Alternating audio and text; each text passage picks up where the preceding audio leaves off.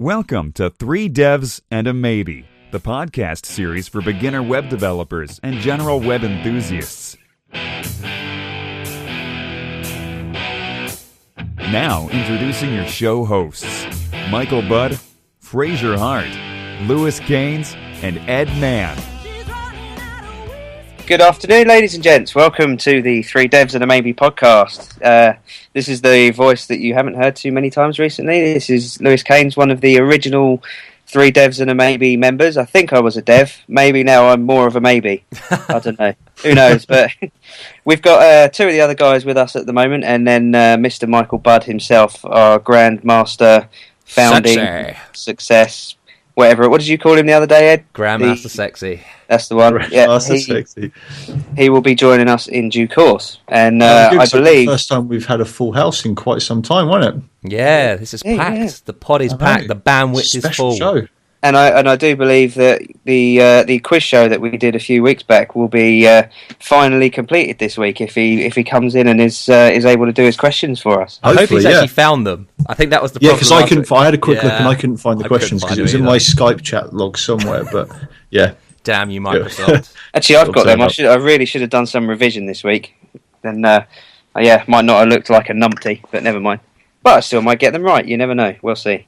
He's into WebSockets and stuff at the moment, so I don't know anything about that. So I'll just have to be creative with my answers as usual. Yeah. So how are you guys? All good? Very well. Yeah. Go on, Ed. Yourself. Always give a name when you say anything. Yeah, you go, Ed. Oh, I got okay. I'm really good. Thanks, man. Lou, it's good to have you back. Thank you. Long time no speak, long time no see as well. We definitely need to do a meet-up soon. Yes, absolutely. I've been really good, man. Yeah, it's been an interesting week. Couple of cool things happened at work. First thing, I don't know, in the last podcast, I think I mentioned that I was upgrading to 5.5, PHP 5.5, our live setup and our dev setup and everything. Upgrading to PHP 5.5 from 5.3 because of 5.3 being end of life and having some fun. And this week, none of your websites work. Well, it does work, but it was interesting with our test suite. Well, it was quite so. We test suite, a suite of tests. Wow. So in Symfony and a lot of frameworks, like you have bundles. The idea of these bundles, and then each one of these bundles has their own test suite. That then when you want to run and actually, so the idea what we're doing is upgrading it and then running the test suite, doing some actual manual testing as well to make sure that works, but hopefully the test suite should have covered all the bases.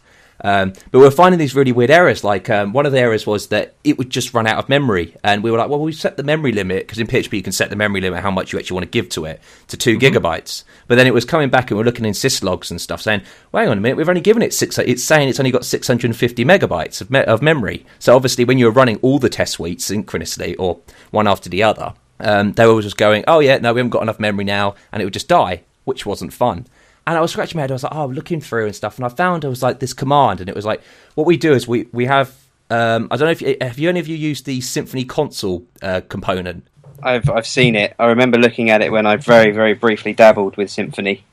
So it really is awesome, and what we did was we kind of added in a couple of bits. So we've kind of got command batch. I think, with command, we've got this extension on that called command batch. And in there, we actually set a fixed limit of 650 megabytes limit to make sure that our actual, when we're running these cron jobs and stuff, that things just don't go a little bit crazy. Obviously, that was the problem. But I was thinking, well, why is this not happening in production or in our kind of, when we run Jenkins and stuff and actually do that testing when we CI and stuff.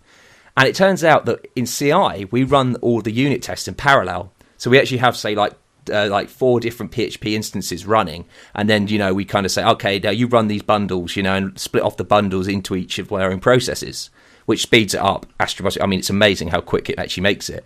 And it turns out, and this is the funny one, that obviously running it in one process and running it sequentially would obviously build up to something greater than 650 megabytes being used. But because we were running in parallel, actually on the production and on the dev box, for staging and stuff like that, it never actually hit 650 for any of the processes. So it was one of those bugs where we're like, it was a bug all the time. It's been there for ages. The only reason why we have never actually figured it out was because of it being parallelized. So all I'm saying is concurrency is horrible. Parallelization is horrible. I'm only joking. But no, that was an interesting little thing this week. Yes. Thoughts, Fraser? Same as you. I agree. Yeah, my test suite is known as MAMP, so that's my test suite. Yeah, and command refresh on the web page. Yeah, when you said CI, I thought you meant Code Igniter, but I'm guessing probably not.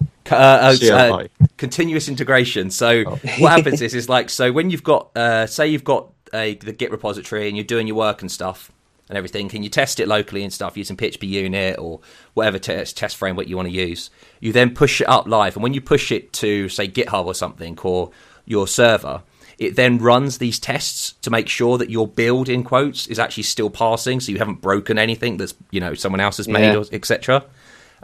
Saves a lot of time, but also you get the horrible email saying you broke the build, which is always like, I didn't break it. So obviously, man, you are fired. Exactly, Ed broke the build, which and Alan Sugar voice comes on. Yeah, you're fired. Sorry, dear. Apologies, Lord Sugar.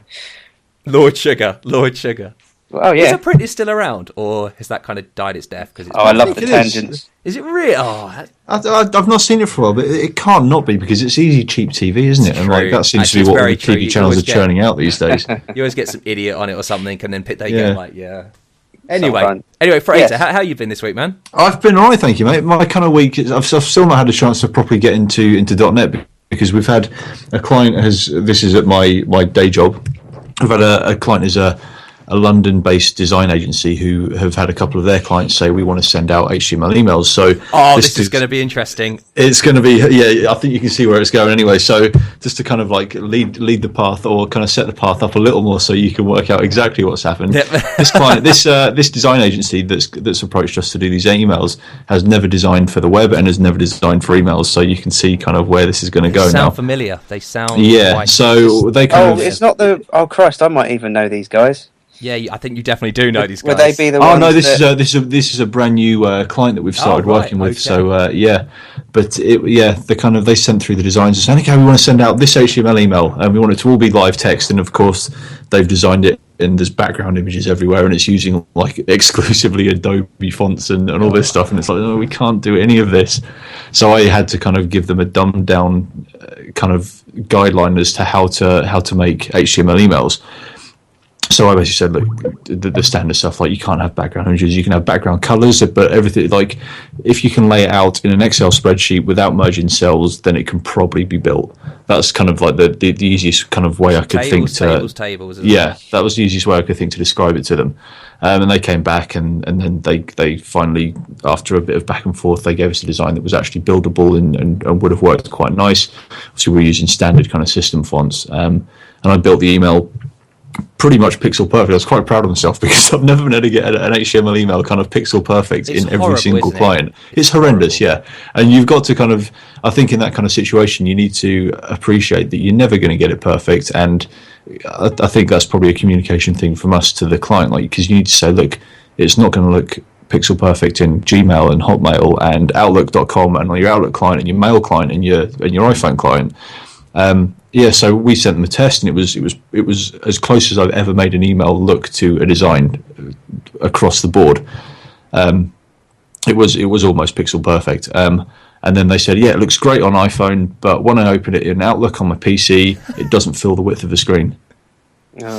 And it's like, because we've built it to 600. You gave us a 600 pixel wide graphic, and we've built it to 600 pixel wide, and then but we want it to be responsive. And then it's like, just change the flag, isn't it? You just set it to responsive. There's and it automatically moves the content around really nicely depending on the size of it. So there was a bit of back and forth, and I said, well, this email, but bear in mind as well, this email that I was working on, it was kind of, they gave it to us on Wednesday afternoon, and it had to go first thing Friday morning. Oh, and it's Fridays. Brilliant. Best day to deploy anything. Exactly. And I was out of the office on Friday as well, so I had to do everything and get it all tested and what have you on Thursday. So kind of mid-afternoon Thursday, this is when they came back and said, oh, well, it doesn't fit the window when you've got a big screen. Can you make it responsive? So kind of we kind of compromised, and well, it wasn't even a compromise. It didn't look very nice, but they kind of said, okay, well, can you make it 100% width and then it kind of comes into, I've seen Michael's picture pop up. Yeah, what the hell's that? I was wondering if that was just me. Yeah, so they said, can you make it 100% width, and then when it comes down to iPhone size, it still looks the same. So I said, we can do that, but it just means that you're going to have these like orphaned images, because you're going to have the images. You can't make images 100% because Outlook will only output an image at its actual size. So you can have these images coming down the middle, but the rest of it's going to be stretched across. So if you've got like a 1200 pixel wide window, you're going to have like 300 pixel image in the middle, and then 1200 pixels width worth of text underneath it. And yeah, they went for that, and yeah, it kind of went out. But I think it could have been handled better from the communication standpoint, in terms of saying to them, look, this is what to expect, because I guess obviously they were not really in the know as to what they could get, and we probably could have done a better job of communicating to them. But they left as happy clients anyway, so that's cool. I mean, it was very interesting actually. You say about HTML emails, because that was another thing I ended up doing this week as well. Yeah, a responsive one. Yeah, did you use is it Zerb? I didn't use that actually, no, because one of the designer in house actually developed it, and it looked lovely, it looked beautiful, and everything. But it's that horrible testing of it, and you think, oh, testing for the IEs is hard. No, testing for email clients is the hardest job in the world. It is. You have like Outlook. Outlook actually destroys your classes. It appends prefixes to your classes. Yeah. I mean, great. That's awesome, because then your styles don't match. So you have to take in that consideration and stuff. And yeah, oh dear. I mean, there was one service online called litmus.com, I think I used, which allowed for free. And it actually goes through and actually does like the test, similar to like web screenshots and stuff for browsers. Right, yeah. But yeah, testing emails is horrible. Is Litmus a paid service? Litmus is, but you can get like a free trial. Okay. So we just used the free trial just because the thing is, different email address. It's hard though, because like, the email, we don't use enough emails or have like, because it was the base template that we use for all emails that was getting changed, so it definitely had to work and look good in everything, because after that what happens is we have markdown that then goes into that email and it generates it, so we had to do a lot of testing to make sure that they all work. But there really is kind of, and it's just table galore. I mean, it really is just tables upon tables, because that's all email clients know, and it makes that's what you cry. I was about to say, that was going to be like my clever tip, but you've already now just said that's what you use. But the same with PDFs, like emails and PDFs, anything like that. When the discrepancies between browsers are that bad, I just use tables. Absolutely, people are going to hate on that. No, it's the only way. I looked at a lot of blog posts and stuff. Yeah, tables are the only way to get across the board, because you've not only got the clients online, because you've got the web clients. So you've got Outlook web client, you've got Yahoo and Gmail web clients, and then you've got the desktop clients such as Fire, like Thunderbird, Mail on Apple, Outlook, Microsoft Outlook, our beloved Outlook. Entourage, I think that's like the Mac. I think they used to call it Entourage. Now they actually call it Outlook on the Mac. That's right. Yeah, that's a horrible piece of software. That is horrible. But you have to test these, because this is important to them. And then you've got to test the app, like as you say, on the phone and stuff. So you've got Apple clients on the phone, but then you've also got the Gmail, the Yahoo clients, I don't know what other you've got all, a plethora of them. And we had one problem, and we're still having it, that BlackBerry. Having a problem with BlackBerry. I know whoever uses a BlackBerry now, but it turns out obviously that was the only device we didn't test properly,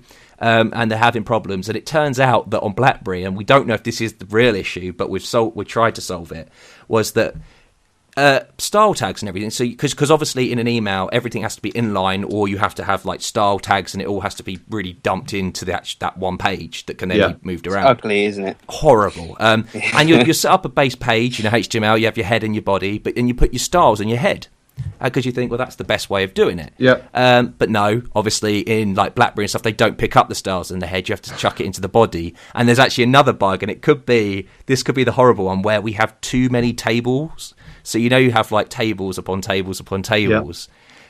After a while, there was a bug that I read up on their forums, that it actually just doesn't bother showing stuff in these tables. It gives up.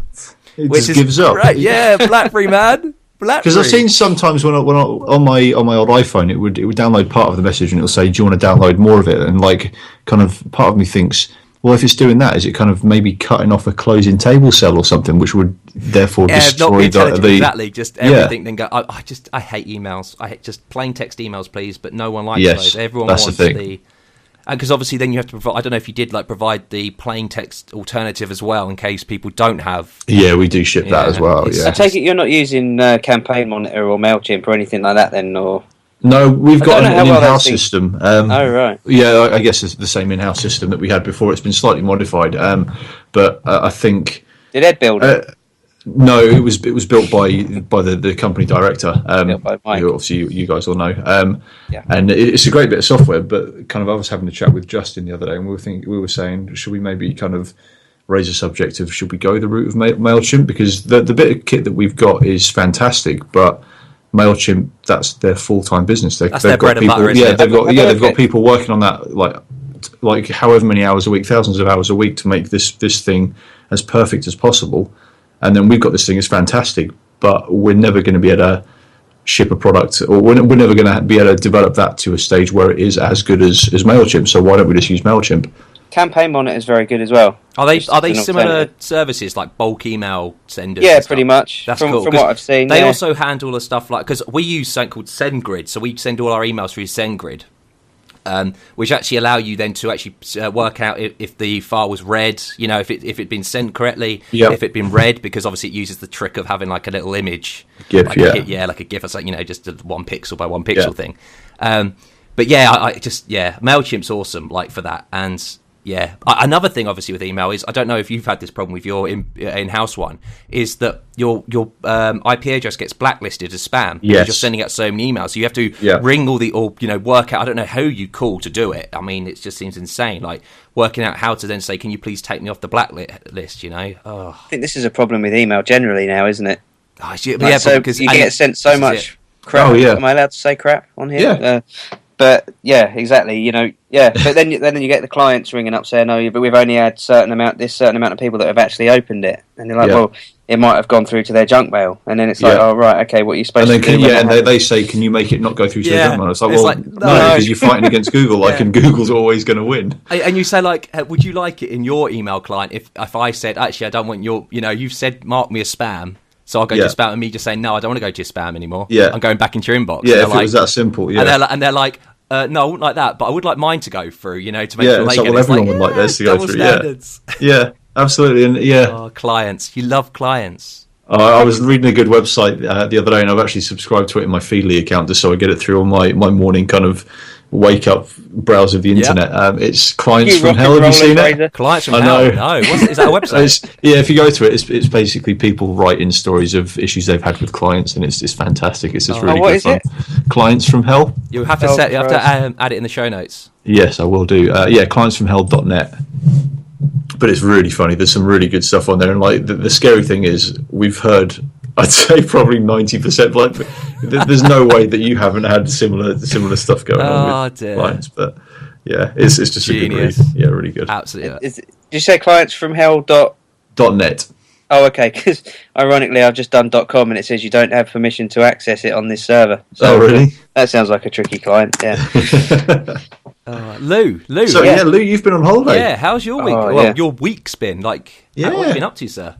Well, last week I was back at work, so that was that. But 2 weeks before that, I was on holiday. Yeah, that was lovely. Yeah, how was that? Because I remember having a chat with you before you went away, and you were saying that Rachel was all up for going hiking and going motorbiking, and you just wanted to get drunk by the pool for a couple of weeks. That's my man. How was that? Who ended up winning out on that, or was there a bit of a compromise? I'll tell you, neither of us won on that one because the heat won that particular argument. It was. Really? It was kind of too hot to do either. We during the day, it was this Cyprus we went to, by the way. If anyone's wondering, to me one of the best holiday destinations there must be in my very limited travel experience. And also, you're biased because someone may have a villa out there. My parents have got a villa out there, so it's quite a nice little perk that just book the old EasyJet flights and that's it. So let's meet up in Cyprus. Well, there you go. The offer is on the table. Okay, taken. Yeah, I'm done. Let's go now. That was I'll tough. pack my bags now. I was thinking I might have to sell that one to you, but no. It was awesome. It was brilliant. Nice little 2 week break. Can't remember the last time I went on a 2 week holiday actually, but it's obviously amazing because it's a complete switch off from everything. But the flip side of that is that you get used to it. And then you come back, and then you realise suddenly, you're on the A21 driving back to Tunbridge Wells, going back to work tomorrow, and that's and you're like, no. Yeah, that's a bit of a low point. But no, it's always depressing, isn't it, when you get in the car at the airport, like in Heathrow or Gatwick, and you drive out and everything is grey. Yeah, absolutely. Yeah, or So fog. Welcome home, guys. Yeah. I don't know if I've ever seen fog in a foreign country, apart from possibly New York when I was there. I think fog is uniquely English, but probably not. But no, it was it was a blinding holiday, and then back into it this week. It's all gone busy at work. So So and were they lining things up ready to give to you the second you walked back through the door? Yeah, I want to sack the people at Trello.com. So. Trello is our kind of task manager thing that we use. So, have you used it, the online to-do list thingy? It's quite good. I'll have a look at that. Trello.com. Yeah, it's actually brilliant. If you're like me, and I work best from like to-do lists and stuff rather than trying to. I always used to try and write it down, but then if you're going to be working from home or whatever, you then got to take that list with you, and if you don't, then suddenly you're at home thinking, oh crap, what was it I was supposed to do? I've forgotten.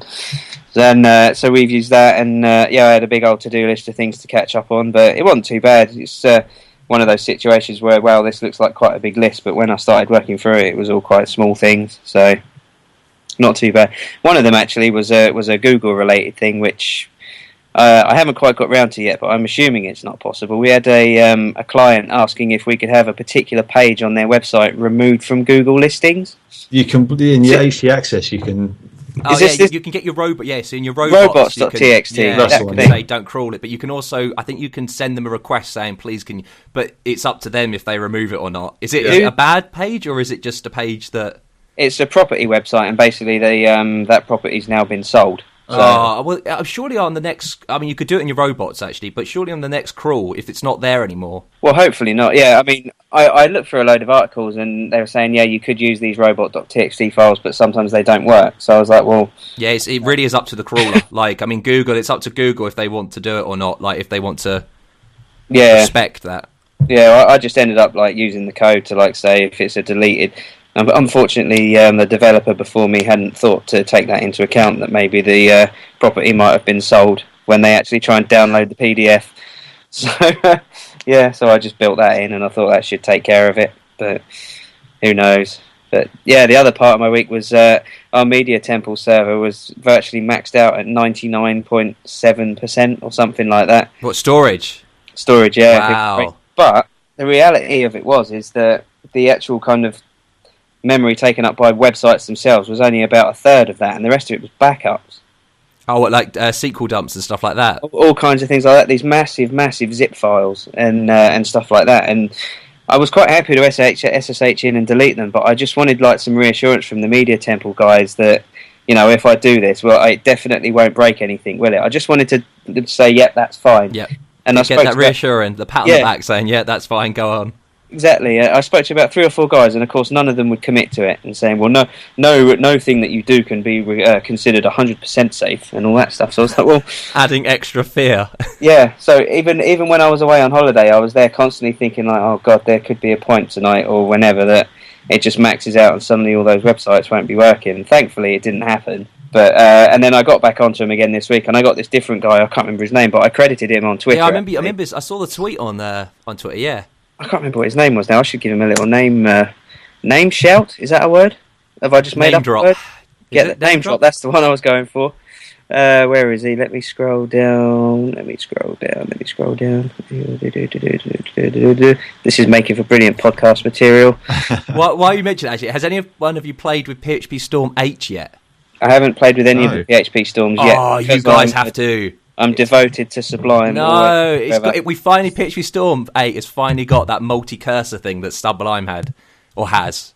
I never used that. I just use find and replace. Oh, I love multi-cursors. I get lazy. And then it's also got PHP 5.6 syntax support, and the refactoring tools in PHPStorm are just amazing. But that's a random tangent. I will definitely have to have a look at it, because obviously everyone's saying how amazing it is. Worth it. So worth it.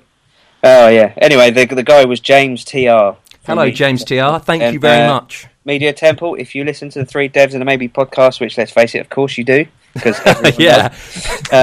Yeah, he was the guy, and literally, I was just like, right, I just want to know that I can do this, and it's not going to break. And he was like, yeah, fine, yeah, no problem. He's like, do you think he had 100% confidence? Did you just think, yeah, he said, yeah, whatever? No, I think he had. I just think he. Oh, that's cool. He knew the system. Well, they came back to me with a comment like saying, "Thanks very much. We are aware that he is one of the best." So, and he said, "Oh, why?" They couldn't say, "Yeah, he's one of the worst," and you're like, "Oh." While you're at it, you might want to have a look at this directory and delete all those files. So I just did that, and all of a sudden, it went from 99 down to about like 88. I was like, cool. So was it just old timestamped backups then? It was, yeah, literally incremental just backup, yeah. TGZ zip file thingies. Do you are they like, because you can use what's it called, log rotate and stuff like that then keeps backups? Like, no, I suppose actually it wouldn't be like that. But you'd want that. Do you have a cron job running that just does the backups? I think something was set up when again, colleague of mine last year managed to erase the. What was it? Is that the Edman scenario? Yeah, I was going to say I'm familiar with a certain RM star from the RM dash R, just dash R recursive and force it so you don't even get any verbosity. Yeah. Or maybe add V in there as well, just so you see all the files that are down to just being deleted. Solid Ed move there. But that's basically what I've been doing. So I just went through the backup directory, just looking at all the files, and came up with a few decent command line tips for like listing files in order of like memory size and stuff like that to see where like the main problems were. They're very. We'll have to put that in the show notes. So, is it a tweet? They're on my Twitter feed. Yeah, I'll hunt down your Twitter feed and put it in the show notes. Those tweets. Yeah. But yeah, long story short, so yeah, went through that, and some of the backups. There were some directories had like, I don't know, 10 or 12 like backup zip files in, which they're all just enormous. So it's now down on like 45%, which is where it should be. And you're just going to keep an eye, because what you can do in the cron job is remove old, like say I only want to keep the last 14 days worth of backups maybe. Yeah, that's the next step, because there was a big problem with a load of stuff getting deleted last year. So I think the backup scenario has been the consensus was, let's just have as many backups as we need. So, I don't care how many we have. I just want it clogs the memory. So that'll be the next step. So yeah, that was the majority of my week, and then just working on some other projects and bits and bobs really. Awesome. Mickey. Do we have Mick here? I think so, yeah. We've seen a funny picture pop up on the Skype window. You do have me. Oh, yeah. Mickey. Have you been sitting quietly for the past 20 minutes? Yeah, he's been very good, you know. And, good, man. To be honest, I was just kind of hoping you could live without me for as long as possible, because I've got so little to contribute. But how have you been, man? What's your week been like? Freelance stuff again this weekend, I think, isn't it? Or all freelance, yeah, all kind of same stuff that I was telling you about last week. But I've got a couple of things I could mention with that, actually. Just a couple of things I've used. I don't know if you guys have ever picked up on this, but I got like this horrible thing come back from the client saying, I'm looking at this site on my iPad and I can't increase the size of a text area. Solid. It's like, oh man, you pretty can't, can you? So I basically used a plugin called auto size. Right. You mean that normally you can just like click on the corner of it and enlarge it? Yeah, exactly. What, they couldn't? No, apparently not. So don't know if that's a common problem or not. Have you tried using the Apple iOS simulator? I use that this week. That's awesome. Yeah. Do you know what annoying thing with that is? Because I was trying to test mail. You can't test mail at the iOS simulator. It doesn't include the mail. You can't test image uploads either. And it's so. And then also, completely sidetracked, but BlackBerry emulator as well. To simulate email, you have to also download their server, like their email server thing. Completely annoying. Anyway, moving on. Sorry, Mickey. So, actually, I was listening to your BlackBerry thing, and I was checking to see what their share of the market is at the moment, and it's 0.2%. Yeah, I just catering for that. One of the jokes was we were going to say, why don't we just send the guy who's complaining about it an iPhone? It was at 0.3%, and then I left them. To be honest, if it was me, I'd be like 0.2%. That's not profitable for your business to actually cater for that, is it? Yeah. I think if it turns out, it was quite cool actually. One of the things is in London, a couple of places actually around England, I can't believe remember what it's called, but it's like an open place that you can book in an appointment and test on old devices. Right. You can actually say, can I please have an iPhone 4 with iOS 6? And just test your applications and test stuff. Yeah. And obviously with BlackBerry, you can't test email without having a SIM card in the phone. BlackBerry is horrible. Oh man! They're having like a resurgence. When they planning on kind of reinventing themselves? Yeah, they're like a playbook or something. I'm sure I read something they were going to start shipping Blackberries with Android. like I think I a heard modified version of Android. That would be quite cool. But No, it wouldn't, though. It's so lame. No one wants a BlackBerry because no one likes the QWERTY keyboard. All you hear on the train like up to London is which is those stupid QWERTY keyboards with their little chiclet keys. As a public domain podcast, are we supposed to be impartial to these things? Or no, BlackBerry is scum. Sorry. Sorry, Mickey, go for it. Well, Ed, for legal purposes, that was you that said that, wasn't it? Yeah, sorry, BlackBerry. The other thing you can use for text areas is, as part of like the jQuery UI, you've got resizable. Yes. Which you can use on any element, but you can use it on text area. But again, it's quite fiddly when you're using like a touch device. So something like auto size, just literally as soon as you fill up the text area, it keeps you making it bigger basically to allow for that. So yes, pretty good little plug-in there. What else was I going to contribute? Oh yeah, PHPStorm sucks, so don't listen to Ed. You haven't given it a chance. You literally loaded it up once. Are you serious? He loaded it up once, right, and said, this is different. If you've got a machine like Ed's got with like 2,000 gig of RAM and he's sorry, just is give it made in Java? That's why. Oh, yeah, it is. Burn. Well, you're just slicing it yourself. Well, yeah, I know. I didn't get on with it at all. No, it's just far too clunky for me. Like, I like straight back. And it's awesome. Are you back on Sublime, Mick, where everyone should be? I never left Sublime. Are you using good Sublime man. 3, the beta of it? Yeah, I am. Yeah. Yeah. Is there any changes that you can see, like differences? Is it worth me upgrading to the beta? No, I've looked through the change logs. I need to have a look through. I have my version of Sublime, and the only package I've added is like code hinting thing for PHP, and I'm happy with that setup. Yeah, that's perfect for me. Kind of like, I think that is the bare kind of. I mean, the thing is with PHPStorm that I like is that the IDE experience, because we did a podcast on IDE, didn't we? Like way back. We did, yeah. The IDE experience, where you have like the refactoring tools, like being able to like make a constructor, saying like, the constructor has these parameters, and literally being able to, with a click of a button, create the getters and setters and create like, the properties and stuff. Yeah. Stuff like that's awesome. And like the refactoring tools, like being able, because I've been listening to a lot of, I think I mentioned this to you, I think Mickey, I also mentioned it to you, Lou, I think it was the Clean Coders video series from Uncle Bob. Oh, yes, you did. Yeah, I didn't look at that. Yes, definitely going to have to, so I'll send over the link, actually, cleancoders.com it is, and they're like a load of videos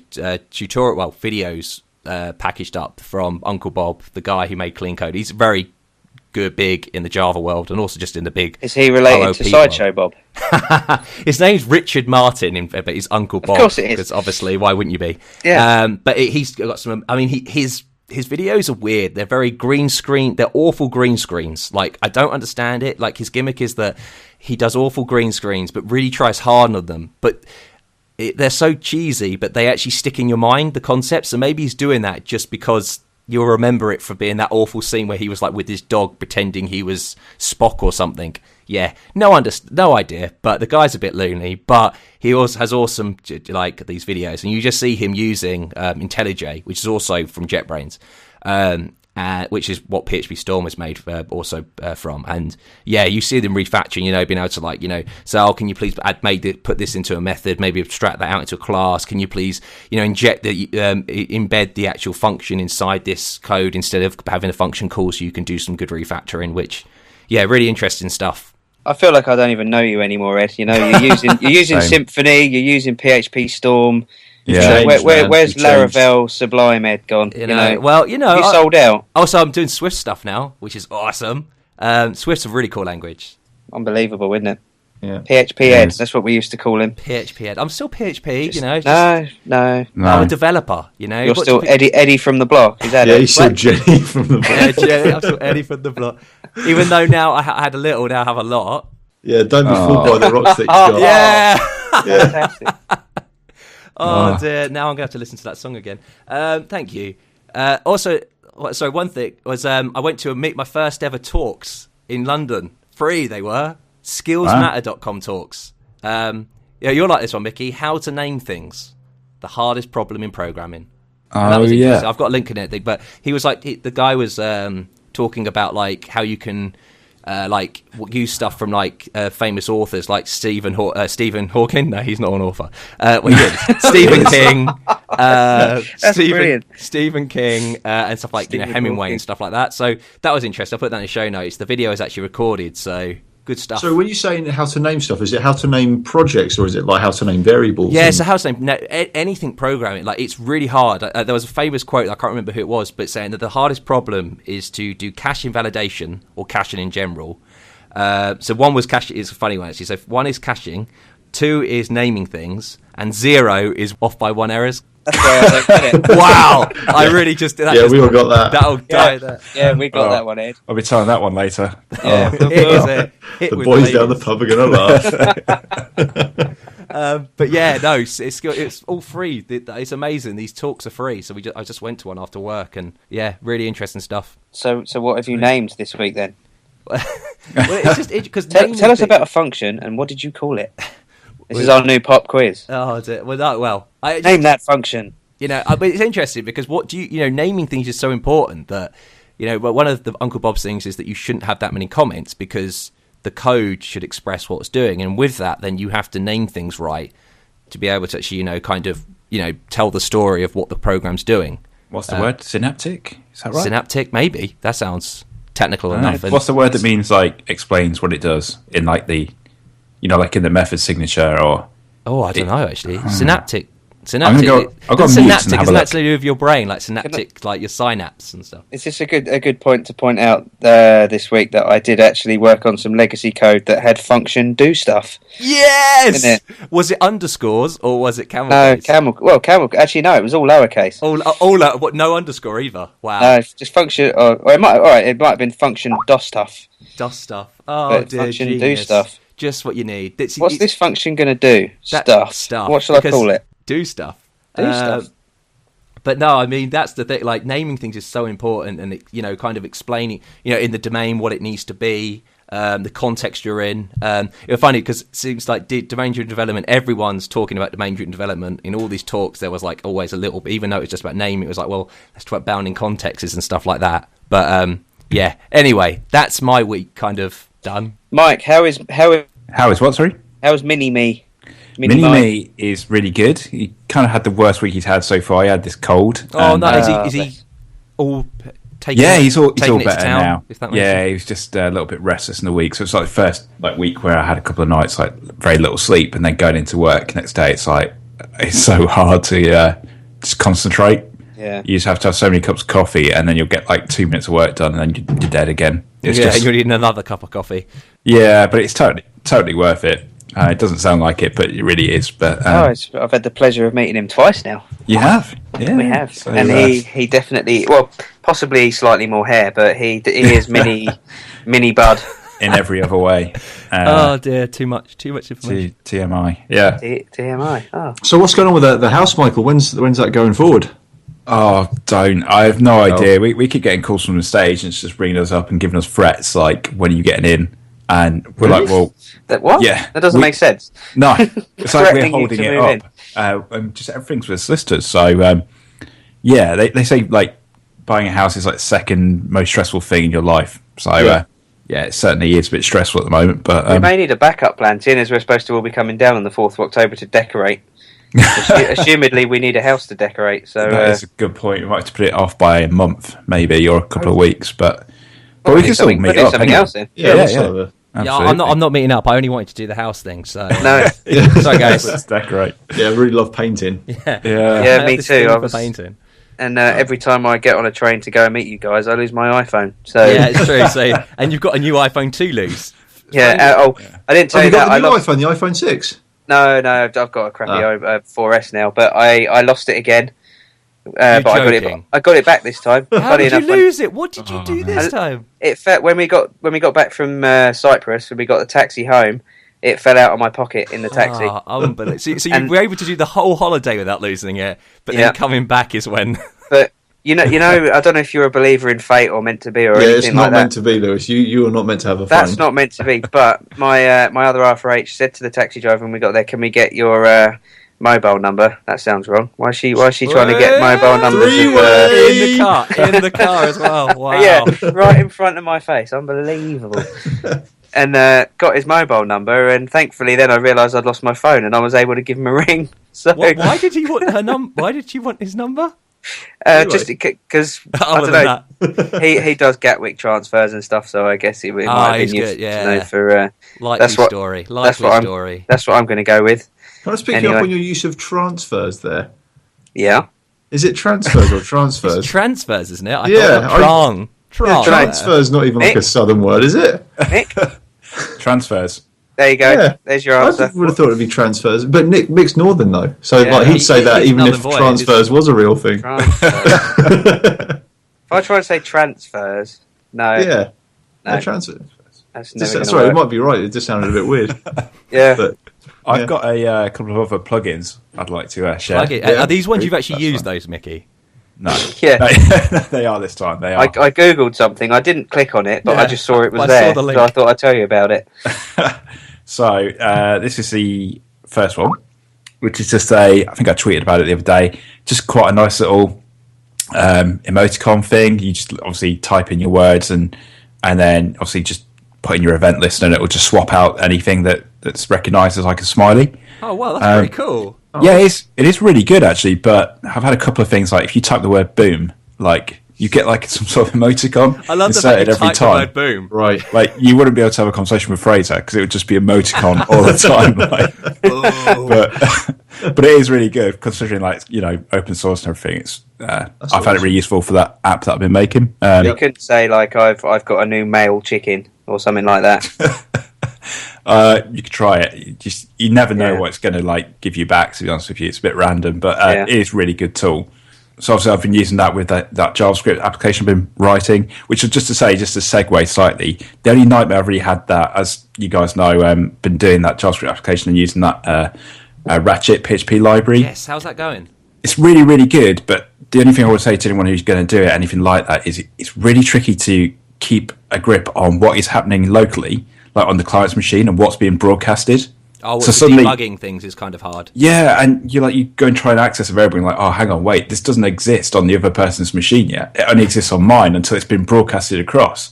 So I think if you're a bit more careful than what I've been, you can kind of design your projects a bit better. But with mine, it's a bit of hellish code really, and trying to keep track of what's available at any one time is a bit of a nightmare. Because obviously, only when you broadcast a message that you could then pass that variable over.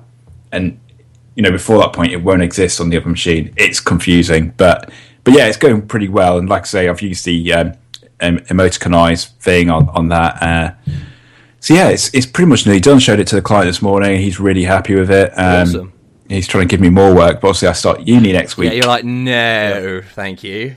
Yeah, and then obviously I keep trying to hand it off to you guys, and everyone's like, no, I don't want freelance work. Shocking. And I won't give it to people that I don't trust with the work. No, well, because exactly, the client, you feel you're the client. And you three are about the only people I know who I'd actually trust. So, sucker. And obviously anyone now who's listening from my work about this podcast is probably going to want me dead next time I see them. But yeah.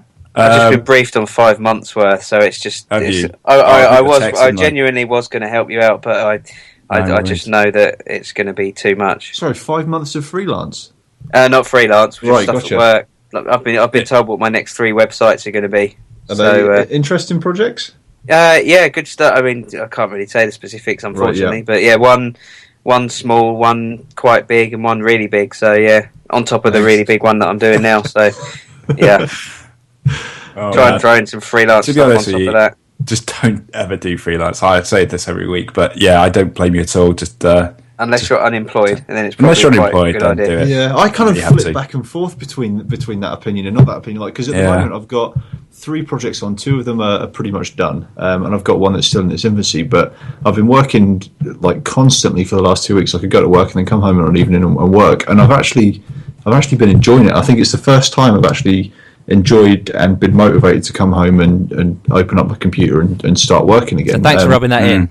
Yeah, The one is an online store for a company that sells like dirt bike equipment, so like motorbike helmets and stuff. So that's quite an interesting one because it's not like motorbiking is not a hobby of mine, but it's something I've done in the past. So it's not like I'm building like websites for, I don't know, like what are you using shoe for that polish.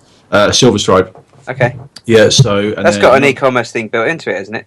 It's got a plugin that you can use for e-commerce, which I use. It's a very kind of bare bones one, so it's kind of you can. It's very easy to develop on top of. So it comes with like the bare basics of being able to add to a cart, and then check out and stuff, and then that's pretty much all you get shipped with it. So you have to kind of put your own variations and your own stock control system together and all that kind of stuff. And another project is for an air conditioning company. But that's just a static site, so that's pretty much done now. We're just kind of talking about the different images they want, all the different pages, and the one that I'm just starting.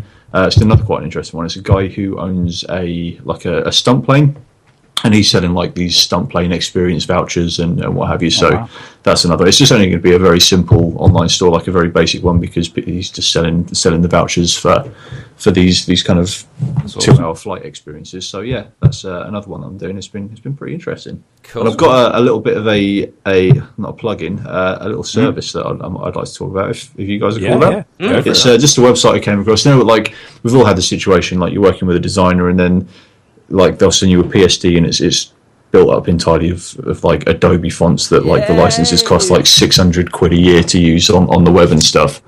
And even if you did, which of course I wouldn't, try and convert them with Font Squirrel, it comes up with an error in Font Squirrel saying that you can't convert this because Adobe's requested we exclude this. Really? Do they do from that? Our service? They do, yeah. Wow. Yeah, there's certain font. Like it's happened to me a number of times. Do they do it by name of the? They must do like a fingerprint, like a hash type thing. Yeah, I don't know how it actually works, but you get like you upload it and it pops up with a little alert box saying Adobe has requested that we exclude this from our service. Yeah, so I kind of, because it's happened so often, I was kind of sick of like going back to clients and saying, look, these fonts we can't use them unless you want to spend £600 like a year on a license for it, which you're clearly not going to want to do because you bartered me down so much on the price of the website in the first place. I know what you are. I know what type of client you are. So I did a bit of Googling for a couple of these fonts, like, what is the closest Google font to such and such, and I came across this site, and I don't even know if it's like, so I think it's just a project that someone's done by themselves, because the URL for it is like joelcrawfordsmith.com/new.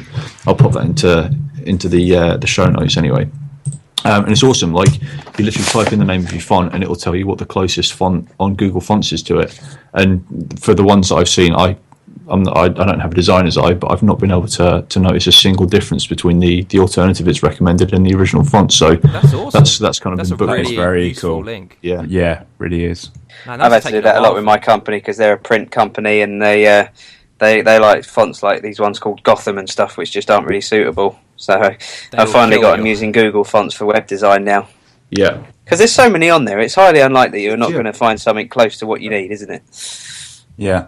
And I'm sure the way they're selecting the fonts is not, we need it to be precisely this font because of that. I'm sure they're going through a list of fonts saying, I'm sure that looks nice. So instead of doing it through the Adobe list, why don't they just do it through the Google list instead?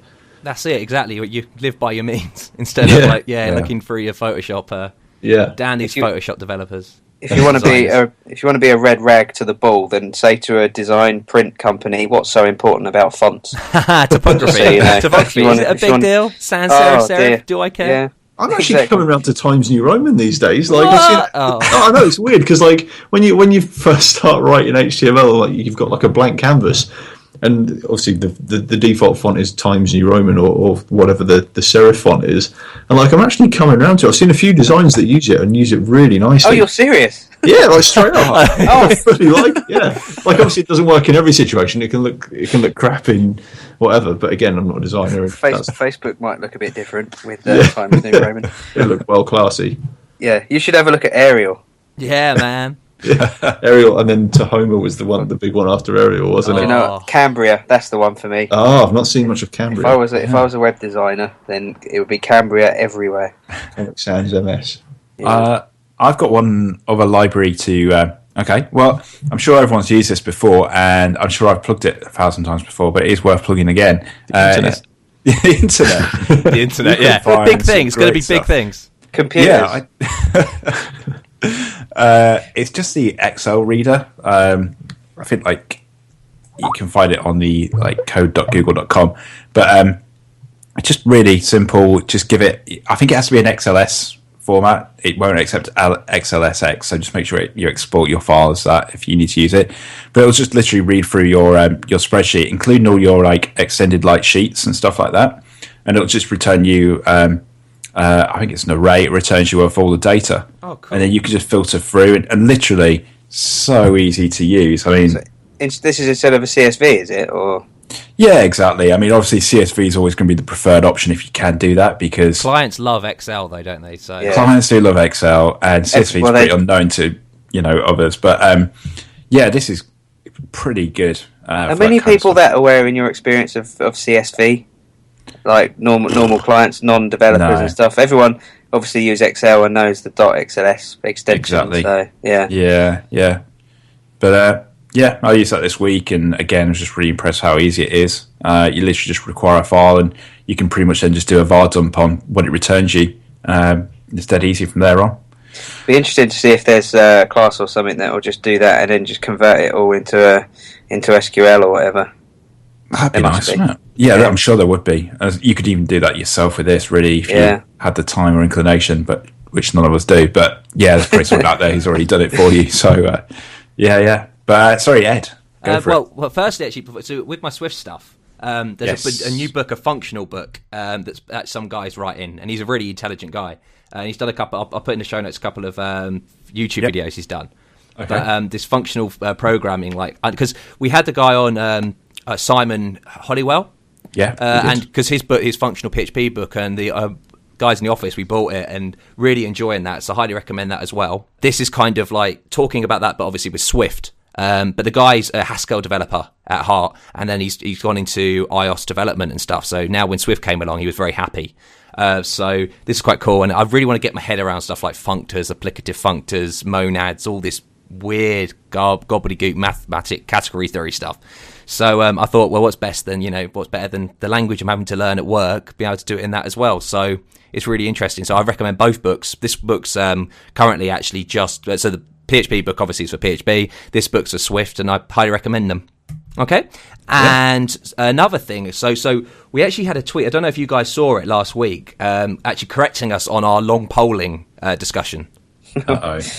So he actually, because he was quite right, because when I then started looking into it and stuff, so the different types of requests you can actually do.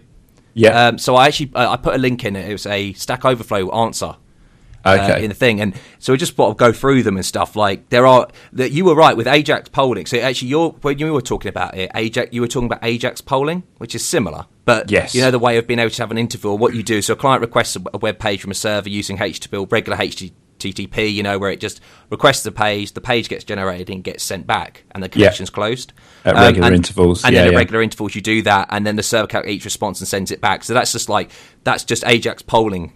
But then long polling is kind of slightly different. And what actually happens is the client requests the page, but then the request executes the JavaScript, which actually requests the page from the server, so another page.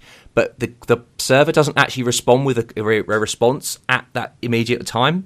So it keeps up that connection. Like similar, I think I mentioned it last year. It's keeping up that connection. Yeah. So it's keeping and waiting for a response to actually occur. So when the client then when the server then has a response to do, it sends that down. That connection gets closed, and then the server or the client then automatically reconnects again to then do it again. So you almost get like this simultaneous. So you're not doing not doing polling where you're hitting it each 5 seconds.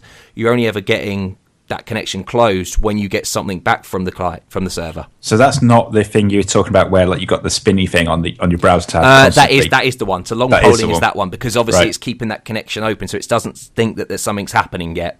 Yeah. But the other one's just bog standard Ajax polling. You then have, and there was these two, so you have the WebSockets one, obviously, and that's the real-time based implementation HTML5.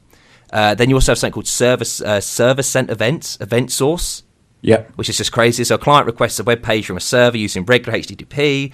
The requested web page executes JavaScript, which opens the connection to the server. The server sends an event to the client where there's new information available.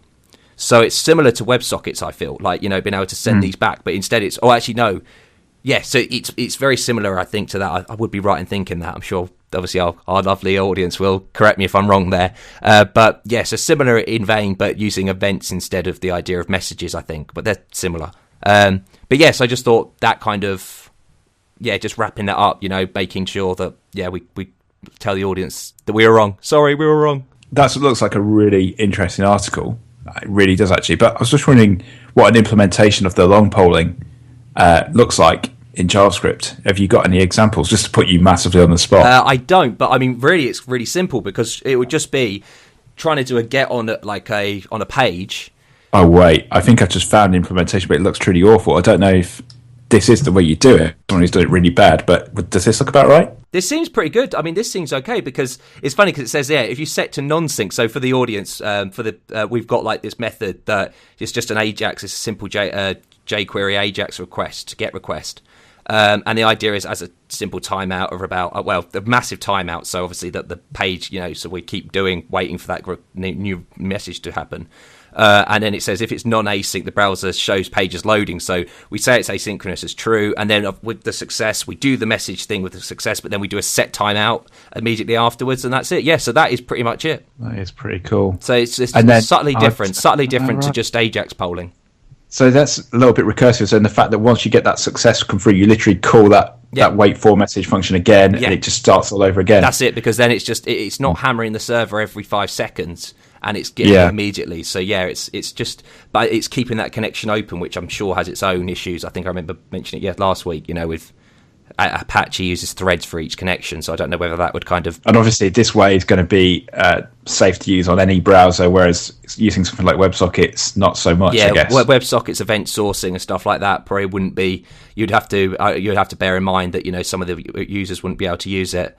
There actually is another a Comet, which is a collection of techniques prior to HTML5, which uses streaming and long polling to retrieve real-time applications. This pretty much wraps up... The Comet is kind of like a wrap-up of like polling... long polling and stuff like that. Yeah. Oh, it's very cool.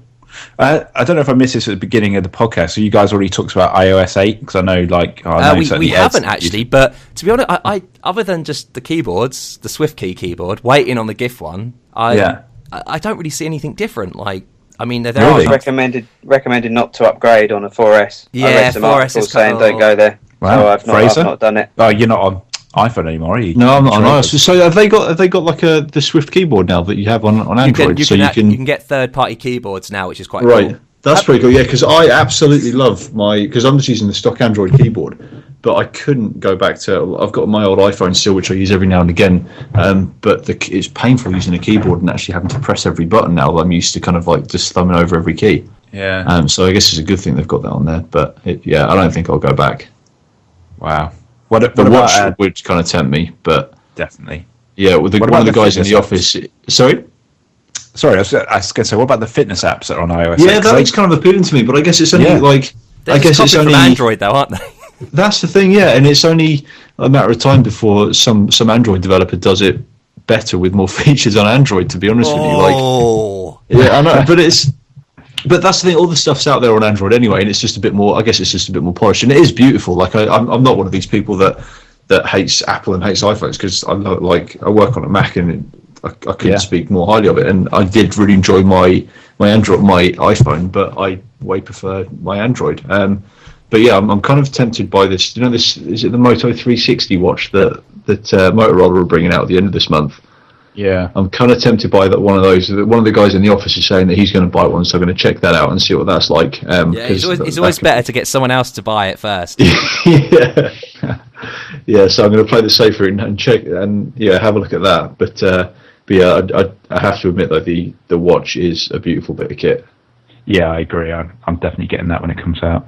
Oh yeah. Does it have something like Strava, Ed, that will track your run or anything like that? I think so. I think with the 5S now, with the Motion, it uses like a separate processor that is always run. So because currently we were using the main processor for stuff like working out, like how many steps you were making and stuff, how many steps you were doing.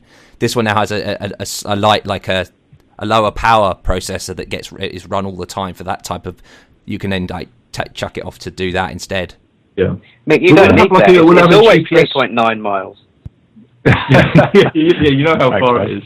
Just give me a Twitter password and I'll post it for you. Will it have a dedicated GPS in the watch, or will you have to run with your phone in your pocket? That's what I couldn't work out. I think it always needs a phone. Right, so it'll be in a companion app essentially, but I guess it will be able to pipe your stats to your wrist, which will be great. So you'll be able to say, okay, I've done 2 miles or whatever, and see what your split times are. That'd be pretty cool. But yeah, it'd be nice if it had its own GPS chip, so you could go for a run without your phone. And did. Yeah. Well, what about other people buy that product thinking it? Well, I don't know. It's true. I've not checked, but you'd be pretty annoyed if you bought that product as a standalone product and realised it didn't, wouldn't you? Well, because it's not a stand. You have to have a phone, don't you? Yeah. To be able to use it. Yeah, the sound has gone a bit weird. Sorry about that, audience. But it has gone weird. It's gone a little bit Skype. Microsoft again. It didn't like us talking about iPhones and Androids. Because obviously Windows Phone is the best. Phone as well. Yeah, Windows Phone is the best. Yeah. Literally the last thing I was going to say was, yes, +1 to Lou's comment about Trello. Trello is amazing. Responsive and completely free. So, yeah. You can't really go wrong with that, can you? Free. Free is not really. Yeah, exactly. It's weirdly addictive, though, isn't it? In a really twisted way that you just find that make that paragraph uppercase goes on Trello rather than just doing it. Yeah, so is Trello like Basecamp? So it's just basically like a task manager, essentially. It's been a while since I've used it. I've sort of just plugged it so much, but when I did use it, Mickey. It's just a really good project manager. I don't think it's even specifically for web dev or anything like that. It's just project manager. It's not overcomplicated. They haven't gone crazy with it. It just is what it is. It's just a simple click on a box, type in what you need to do, and then you've got to do, done, or doing basically, and then just drag them and add comments to it or whatever you need. And can you upload files to that as well? Because you put like a PSD in there. So if you wanted to assign something to somebody, could you then say? I've never tried to. Yeah, I don't know.